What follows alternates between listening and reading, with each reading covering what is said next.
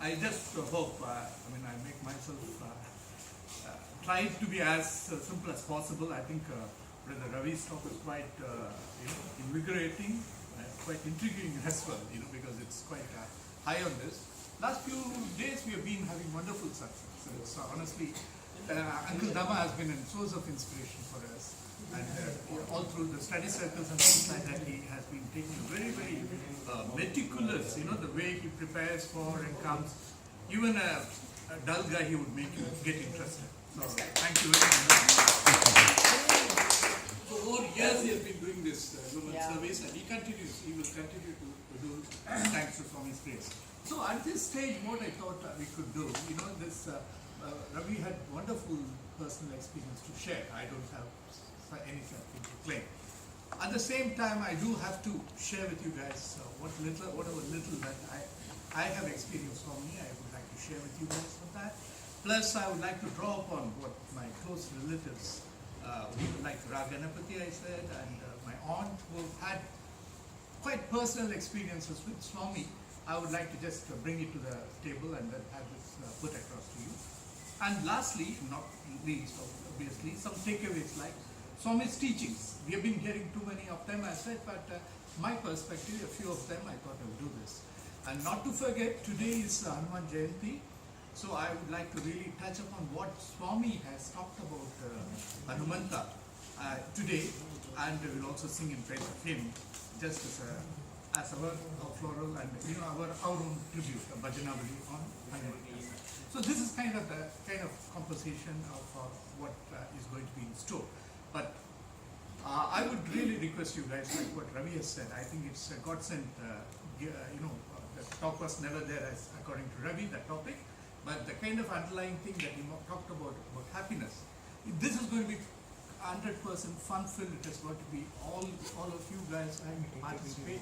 So we have filled it up with bhajans wherever possible and some appropriate. Just close your eyes, experience for me. Tamil நாங்க சொல்றது ஆராயாதீங்க அனுபவிங்க. அதுதான் இங்க ஒண்ணு. There is no need for any great Atma, Paramatma kind of stuff. You don't need to dwell or get into any of this. Just be in the moment, experience it. And the words of our bhajans are so strong. They can give you lots of insights, lots of meanings. So you just ruminate over them, take the form to yourself, close your eyes, just be away from everything else, and let's enjoy the moment. That's exactly what I would like to say. To start off with, Swami, I would like to invoke Swami. He's here, he's very much there, but in this form of a speech also, I would like to have a small little invocatory song, which my daughter will sing. I would like to at this stage mention that Sandhya, Pankaj as well as Brother Jagan would be helping me out with the musical part. From the circle, so you are saved. And then this stuff, my advance thanks to them for that effort. We all sing together only first speed. Second speed, let's go second speed just for want of, but just think of Lord all the time.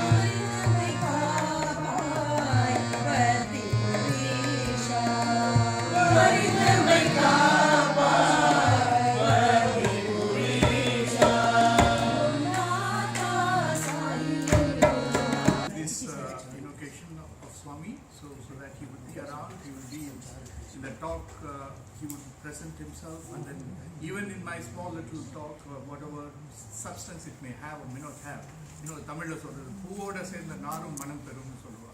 So அந்த மாதிரி சுவாமியோட பாட்டோட பேசக்கூடிய என்னோட பேச்சும் கொஞ்சம் மனம் பெறும். அதனால உங்களுக்கு குட் takeaways will happen. நான் நம்புறேன். சுவாமி அந்த நம்பாசியோட I will start it off. So firstly, I think we have to see யாருக்கு தான் சுவாமியோட லீலை புரியாது, பிடிக்காது, கேட்கறதுக்கு. இது ஒரு சாய் பாகவதம்னு சொல்லலாம். The kind of you keep on hearing. So how many things what Brother Ravi was talking this morning, and I think there are hundreds of things each one of us hold close to our heart, which are dearmost to us and which we cherish. Some of which we did share with the audience, but we ourselves know, and we have some of our acquaintances stories and things like that. These are the leelas, the Bhagavatam that Shukamuniva was able to give to Pariksha, and this is in no difference, I would say. Any number of days you could, even if we keep rehearing about what Swami is going to be, what Swami has done to anybody, this is wonderful stuff that we are going to hear and rejoice and take. The Ravi was talking about, that's going to be there all the time. Just relive this, whatever the very thought of Swami's deeds, and then be in happiness, be in bliss. This is exactly what. So I would like to call this 45-minute session. Let's call this as a Sai Bhagavatam, and let's try to get immersed in it. Just don't want to come out for anything. Okay. So the first simple thing, I think I've got to break the ice somehow, and then I've got to talk about myself, so pardon me for that, because how Swami came into our life or into my life is something that I just need to, in the context of things, I need to be saying and sharing with you guys. As I briefly explained yesterday, I've come from a very traditional South Indian Brahmin family. So Swami is not there. He's not the done thing, I would say. Pretty close to 10-12 years of my age, I did happen to have an occasion to see in the neighborhood Swami's leelas. The garland would roll on its own, on its axis, I would say. The flowers would be rotating, nectar forming and nectar dripping out, the vibhuti coming out and things of that sort. Unheard of, absolutely unheard of. And to the elders, of course, at home, this was some kind of a mantra or something of that nature. I don't know whether Brother Anshubu or some of those people can relate to what I'm saying. So very, they were quite attuned to the traditional ways of gurus, the pitams, and how they need to be doing their pujas and things like that. They are literally in that part. Anything out of that, sacrilege. It's not the done thing. So it's unthinkable, as I can say. But as a 10-12-year-old boy, I was quite impressed, honestly. That's something, but honestly, we can't bring home a photograph of Swami or anything of that sort. But it brought in me a few things, at the right